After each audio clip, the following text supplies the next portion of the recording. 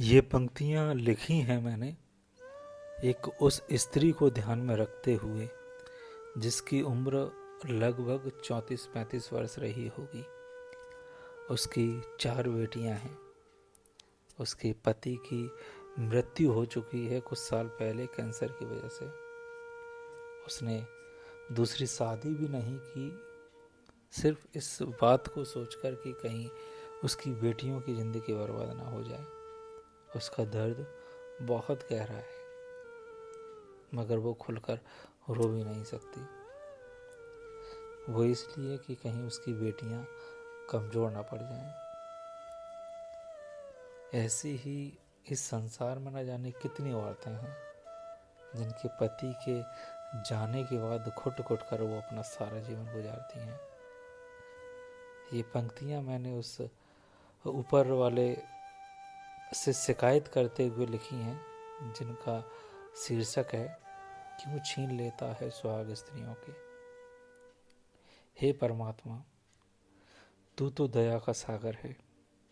हे परमात्मा, तू तो दया का सागर है, फिर बता तू क्यों कभी कभी छीन लेता है सुहाग उन स्त्रियों के जिनका जीवन सही से शुरू भी नहीं हुआ होता है। अगर नहीं पता तो देख कभी झांक कर उनके सूने दिल में, फफक फफक कर रो रातों को ये कितने तक ये भिगोता है। जो उनके अपने हैं वो घर बैठे तो नुकरान लगते हैं। जो उनके अपने हैं वो घर बैठे तो नुकराने लगते हैं। अगर जाएं बाहर नौकरी करने तो आरोप गलत लगाने लगते हैं।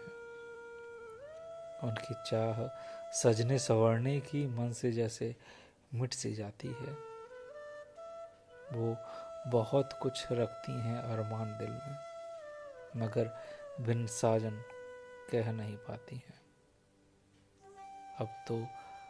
अब वो एक माँ भी हैं तो टूटा हुआ नहीं देख सकती अपने बच्चों के हृदय को। वो दिलाती हैं दिलासा उन्हें, पिता नहीं है उनके तो क्या हुआ। माँ के साथ साथ वो पिता का भी फर्ज अदा करेंगी। नहीं हटेंगी पीछे कैसे भी हालात हों, चाहे उनकी परवरिश के लिए वो जीवन की हर चुनौती से लड़ेंगी। माना तू रखता होगा हिसाब किताब, माना तू रखता होगा हिसाब किताब पिछले जन्म के कर्मों का, लेकिन कैसे करें यकीन तुझ पर। तू क्यों एक जन्म का हिसाब उसी जन्म में नहीं करवाता है। हे परमात्मा, तू तो दया का सागर है, फिर बता तू क्यों कभी कभी निर्दयी हो जाता है। हे परमात्मा, तू तो दया का सागर है, फिर बता तू क्यों कभी कभी निर्दयी हो जाता है।